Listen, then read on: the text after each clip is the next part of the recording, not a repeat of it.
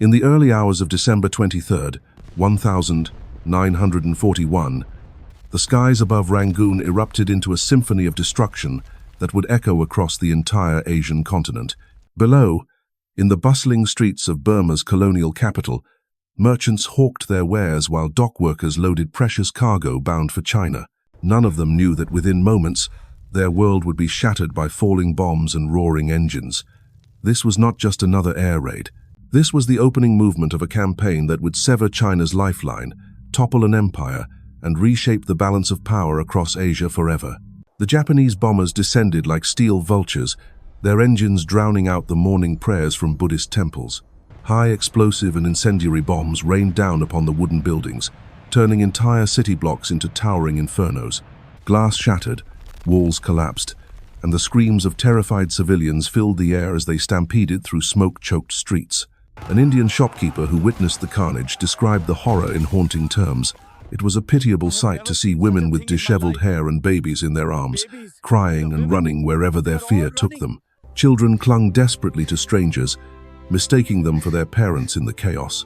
By the time the last bomber disappeared into the horizon, over 3/5 of Rangoon's wooden structures lay in ruins. The docks, the lifeblood of the city's economy, sat paralyzed as workers fled into the surrounding jungles. Public transport ground to a halt. The civil defense services collapsed as their own staff abandoned their posts. Columns of smoke drifted skyward over what had once been the jewel of British Burma. In a single morning, the Japanese had delivered a message that resonated far beyond the burning city limits. The age of European dominance in Southeast Asia was ending, but Rangoon was more than just another colonial outpost. It was the key to a vast strategic puzzle that stretched from the mountains of China to the oil fields of the Dutch East Indies. Through its bustling port flowed the supplies that kept Chinese resistance alive against Japanese occupation. The Burma Road, that serpentine lifeline carved through mountain passes and river valleys, connected Rangoon's docks to the Chinese city of Kunming. Every truck that rumbled along its 717 miles carried ammunition, fuel, and hope to Chiang Kai-shek's beleaguered forces. For the Japanese, controlling Rangoon meant strangling China's last remaining supply route and securing their southern flank for the greater conquest to come. The man tasked with seizing this prize was General Shojiro Iida, commander of the Japanese 15th Army. His forces had already proven their worth in the lightning conquest of Malaya, where British defenders had crumbled before the relentless advance of Japanese infantry and armor. Now Iida prepared to unleash that same fury upon Burma, confident that the demoralized defenders would offer little more resistance than their comrades in Singapore. His plan was elegantly simple: strike from multiple directions, overwhelm the scattered British garrisons, and capture Rangoon before the enemy could mount an effective defense. The Japanese advance began like a carefully choreographed dance of destruction. On January 16, 1942, a Japanese battalion seized Victoria Point at Burma's southern tip, capturing their first airfield inside the country. 3 days later, Tavoy fell, followed quickly by Mergui. Each captured airfield brought Japanese bombers closer to Rangoon, shortening their flight time and increasing the frequency of raids. The noose was tightening around the colonial capital with methodical precision. Meanwhile, the main assault force prepared to cross the Thai border near Rahang. Lieutenant General Takeshi Koga's 55th Division had spent weeks positioning itself for this moment, gathering intelligence and coordinating with an unlikely ally. The Burma Independence Army, led by a young revolutionary named Aung, had thrown their lot in with the Japanese invaders. These Burmese nationalists saw the war as their chance to throw off the yoke of British colonial rule and establish an independent nation. Aung himself was a fascinating figure, a student activist who had transformed himself into a military leader through sheer force of will. In December 1941, at a ceremony in Bangkok, he had watched as blood was drawn from the arms of the legendary 30 comrades and mixed with liquor in a silver bowl. This ancient Burmese ritual bound them together in eternal loyalty to their cause and to each other. When the Burma Independence Army officially formed, Aung San took his place as senior staff officer, ready to lead his countrymen in what they believed would be a war of liberation. As Japanese forces prepared for their main assault, the skies above Rangoon continued to burn. The colonial authorities had managed to scrape together a modest air defense, including a squadron of the famous American volunteer group known as the Flying Tigers. These pilots, authorized by President Roosevelt to support China while remained officially America neutral, flew their distinctive shark-nosed P-40 Tomahawks with deadly skill. Though vastly outnumbered, they managed to shoot down 50 Japanese aircraft over Rangoon, losing only 10 of their own in the process. But courage alone could not overcome the mathematics of war. As the Japanese captured more airfields in southern Burma, their bombers needed less warning time to reach Rangoon. The defenders found themselves fighting an increasingly desperate battle against overwhelming odds. Each day brought fresh raids, fresh destruction, and fresh waves of refugees fleeing northward toward what they hoped would be safety. The human cost of this aerial campaign was staggering. Conservative estimates put civilian deaths at over 1,000, though the true number may have been twice as high. Entire neighborhoods lay in ruins, their wooden structures no match for Japanese incendiary bombs. The downtown districts, once bustling with commerce and life, became charred wastelands where the dead lay uncollected in the tropical heat. Governor Dorman Smith toured the devastation that afternoon, surveying the price of empire in an age of total war. On January 22, 1942, the ground war began in earnest. General Koga's 55th Division crossed the border at Kawkareik Pass, brushing aside the 16th Indian Infantry Brigade with contemptuous ease. The British defenders, caught off guard by the speed and ferocity of the assault, retreated hastily westward. Their next stand would be at Moulmein, the ancient port city at the mouth of the Salween River. But even there, squeezed into an impossible defensive position with the river at their backs, they could only delay the inevitable. The 2nd Burma Infantry Brigade found itself trapped in a shrinking perimeter as Japanese forces closed in from all sides. Artillery shells rained down upon their positions while enemy infantry probed for weaknesses in their lines. By January 31st, the situation had become hopeless. Under cover of darkness, the surviving defenders retreated across the Salween River by ferry, abandoning vast quantities of supplies and equipment. Some unlucky souls who missed the last boats were forced to swim the mile-and-a-half width of the river, many drowning in the attempt. With Moulmein in Japanese hands, the path to Rangoon lay open. General Iida's forces had broken through the first line of defense with shocking ease, capturing airfields, ports, and strategic positions along the way. The Burma Independence Army swelled with new recruits as news of Japanese victories spread, and their activities behind British lines added to the chaos and confusion. Local administration collapsed in occupied areas as Burmese nationalists took control, often settling old scores with ethnic minorities they viewed as British collaborators. The stage was set for the final act of this unfolding drama. Rangoon, battered by weeks of bombing and surrounded by advancing enemy forces, prepared for siege. The fate of Burma, of China's supply line, and of British prestige in Asia hung in the balance as two armies moved inexorably toward their appointment with destiny. The British commanders in Rangoon found themselves staring into the abyss of military disaster. General Thomas Hutton, commander of Burma Army, paced the corridors of Government House as reports flooded in from the collapsing front lines. Each dispatch brought worse news than the last. Japanese forces were advancing faster than anyone had thought possible, their tactics proving devastatingly effective against defenders who had grown complacent during years of colonial peace. The empire that had once seemed unshakable was cracking under pressure, its weaknesses exposed by an enemy who fought with fanatical determination. The defense of Burma rested on pitifully few shoulders. The 17th Indian Division, supposedly the backbone of British resistance, was stretched impossibly thin across hundreds of miles of jungle and mountain terrain. These men, many of them raw recruits with minimal combat experience, faced seasoned Japanese veterans who had honed their skills in the brutal campaigns of China. The odds were never equal, but now they had become hopeless. As February dawned, the Japanese noose tightened around the remaining British strongholds. The next major obstacle in their path was the Bilin River, where British engineers had prepared defensive positions they hoped might slow the enemy advance. But hope proved a fragile thing in the face of Japanese tactical superiority. Between February 14th and 19th, the defenders fought desperately to hold their line, but superior numbers and aggressive flanking maneuvers gradually wore down their resistance. The British strategy, if it could be called that, consisted of a series of fighting withdrawals from one riverline to the next. Each retreat was meant to buy time for reinforcements that never seemed to arrive in sufficient numbers. The 17th Indian Division found itself constantly outflanked by Japanese forces who moved through terrain the British had considered impassable. Dense jungle that should have been an obstacle became a highway for enemy infiltration as Japanese soldiers, many of them veterans of jungle warfare in China, demonstrated their mastery of unconventional tactics. Behind the crumbling front lines, panic gripped the civilian population. The exodus that had begun with the first bombing raids now became a flood of humanity streaming northward toward India. Hundreds of thousands of Indians, Anglo-Indians, and Anglo-Burmese abandoned everything they had built in Burma, carrying only what they could manage on foot. The roads became clogged with refugees, their possessions piled high on bullock carts or balanced precariously on their heads. Children wailed in the tropical heat, while their parents searched desperately for food and water along the overcrowded evacuation routes. The refugee crisis added another layer of complexity to the military disaster unfolding across Burma.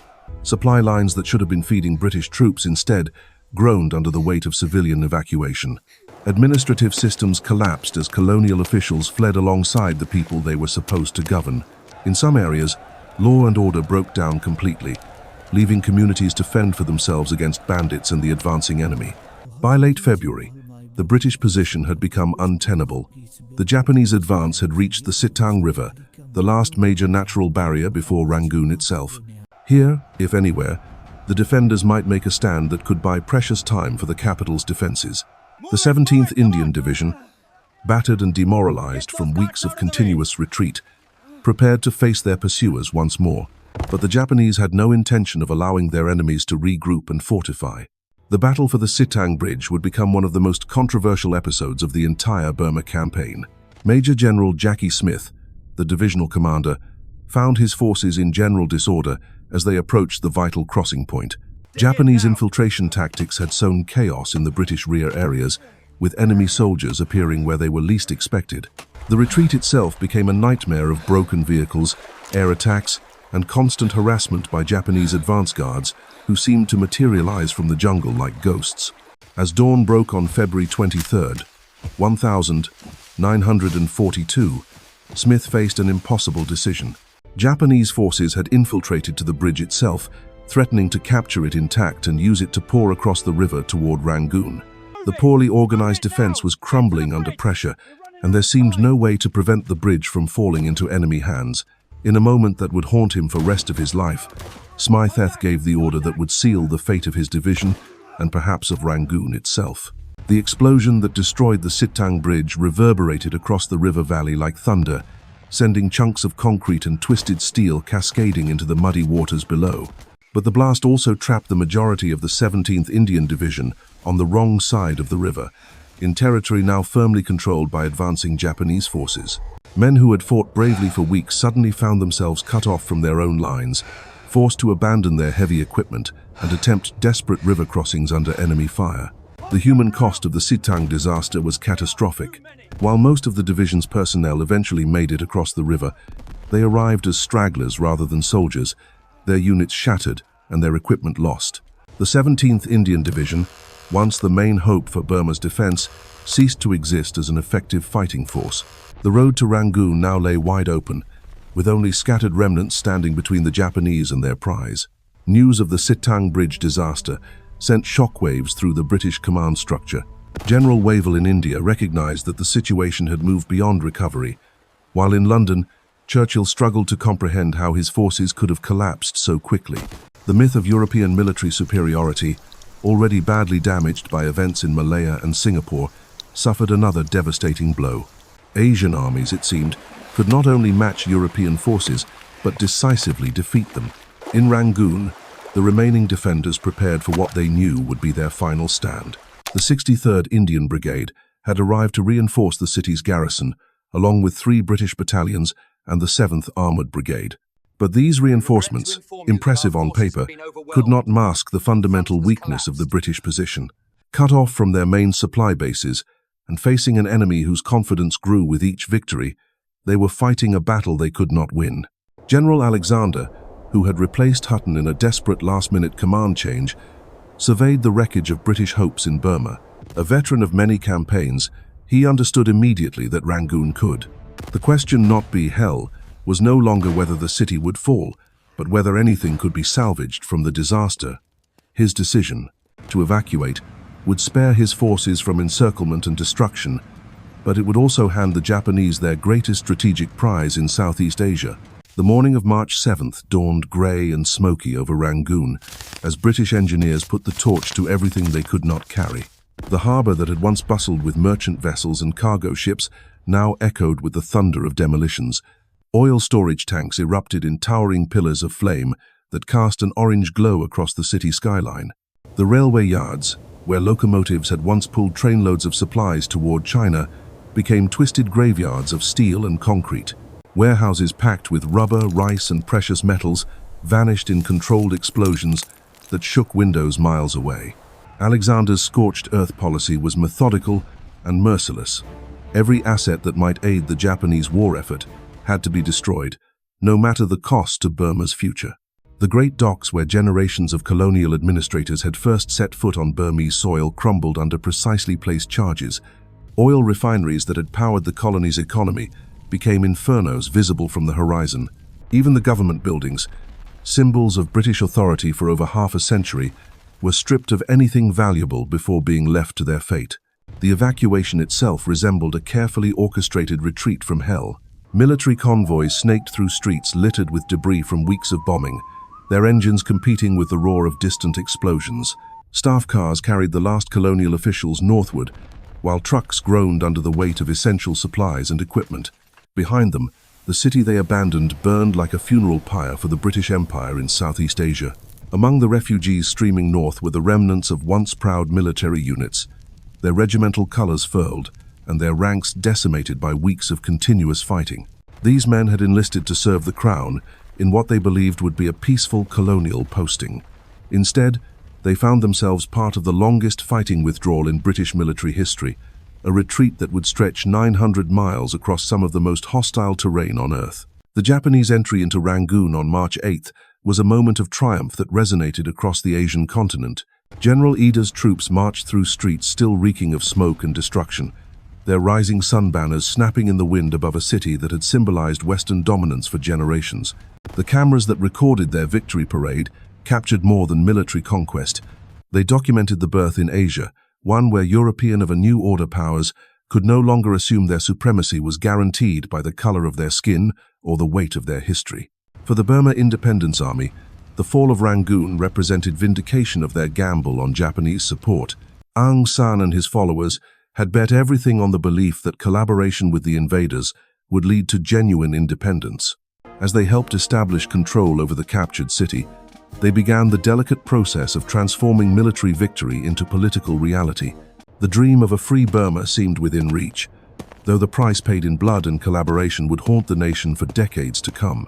The strategic implications of Rangoon's capture rippled outward like stones thrown into still water. In Chongqing, Chiang Kai-shek received the news with grim resignation, knowing that his last reliable supply line to the outside world had been severed. Chinese forces that had depended on American and British aid delivered through Burma's ports would now have to make do with whatever could be flown over the Himalayas, a dangerous and expensive proposition that could never match the volume of supplies that had flowed along the Burma Road. In Tokyo, military planners celebrated the completion of their southern strategy's first phase. The capture of Rangoon had secured their flank and eliminated a major threat to their newly conquered territories in Southeast Asia. More importantly, it had demonstrated once again the superiority of Japanese military doctrine over European colonial forces. The psychological impact of victory after victory was creating that seem a momentumed unstoppable, feeding dreams of an empire that would stretch from the Aleutian Islands to the gates of India. But victory in Rangoon was only the beginning of Japan's ambitions in Burma. The retreating British forces under Alexander's command were not destroyed, merely displaced. Somewhere in the jungles and mountains to the north, they were regrouping and preparing for the next phase of the campaign. The Burma Road might be cut, but as long as Allied forces remained in the region, the threat of its reopening would persist. The Japanese would have to pursue their enemies into terrain that favored defenders over attackers, launching a campaign that would test their logistics and endurance to the breaking point. The human cost of Rangoon's fall extended far beyond military casualties. The estimated 600,000 refugees who fled Burma during this period represented one of the largest population movements in Southeast Asian history. These were not just statistics but individual tragedies, families torn apart by war and forced to abandon everything they had built over generations. Indian merchants who had prospered under British rule found themselves walking barefoot through jungle paths, carrying their children and whatever possessions they could manage who would serve. Anglo-Burmese families, the colonial Burmese nationalists seeking enforced heritage, made them targets for both Japanese occupation and collaboration of perceived administration, discovered that their mixed revenge, for decades its create, the exudusarvation, and the element's own form of warfare. St. Disease battle against that claimed dysentery spread through refugee than medical camps faster. 000 lives, Cholrad 80, and estimated and arms along distributed. Children died in their mothers' grave supplies could be muddy trails that became our life. The Mons dreams colonial peaceful affanes that began yards Ford evac in May, ternuation routes into rivers of mud, weak drowning thurned. The journey to India arrive who survive the strong, those and exhausters serving hollow windows of an collapse, their stories-eyed Rem empires as testimony to the true cost of military defeat. The Fall of Rangoon also marked a turning point in the relationship between Britain and its Asian subjects. The myth of European invincibility, already damaged by Japanese victories in Malaya and Singapore, lay in ruins among the bombed-out buildings of Burma's capital. Local populations across the region watched with fascination as white colonial administrators fled in panic before Asian armies. The psychological foundations of imperial rule, built on assumptions of racial and cultural superiority, cracked under the weight of military reality. In India, nationalist leaders like Gandhi and Nehru observed these events with complex emotions.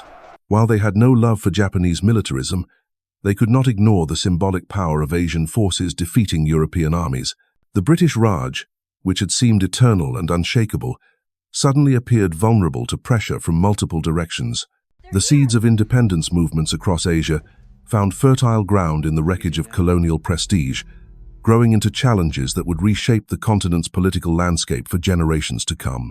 The Japanese occupation of Rangoon also revealed the complex nature of collaboration and resistance in wartime Asia.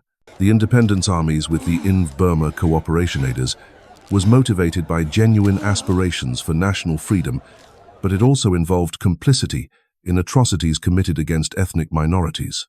Karen, Shan, and other communities that had maintained loyalty to British rule found themselves targeted for reprisals by Burmese nationalists seeking to settle old scores. The violence that followed Japanese victory demonstrated how quickly liberation could transform into instruments of ethnic movements' persecution. Meanwhile, in the jungles and mountains where British forces regged different troops, a kind of transformation was taking place. Officers who had learned their trade in the clubs and cantonments of peacetime India were discovering the harsh realities of modern warfare. The comfortable assumptions of colonial military service, where native troops provided labor while British officers provided leadership, gave way to a more democratic understanding of survival. Rank mattered less than competence in the jungle, and many young subalterns found themselves learning tactics from experienced Indian and Burmese soldiers who understood the terrain better than any staff college graduate. The retreat itself became a crucible that forged new forms of military cooperation between races and nations that had previously maintained strict hierarchies. British, Indian, Chinese, and American forces found themselves depending on each other for survival in ways that colonial society had never permitted. These relationships, born of necessity and tempered by shared hardship, would prove crucial in the campaigns to come. The army that eventually returned to reclaim Burma would be fundamentally different from the one that had fled in defeat, transformed by defeat into something more formidable than victory had ever made it. As March gave way to April and the monsoon season approached, the full scope of the disaster in Burma became apparent to strategists in London, Washington, and New Delhi. The Japanese had achieved in 3 months what many experts had believed impossible. They had not merely captured territory but had shattered the psychological foundations of Western power in Asia. The road back to Rangoon would be long and bloody, requiring resources and determination that would test the Allied cause to its limits. The fall of Rangoon on March 8, 1942, marked more than the capture of a colonial capital. It shattered the myth of Western invincibility, severed China's lifeline, and unleashed forces that would reshape Asia forever. From the ashes of defeat rose new nations, new alliances, and new understanding of what was possible when empires collided. The siege that lasted mere months created consequences that echo still today, proving that sometimes a single battle can indeed change the course of continents.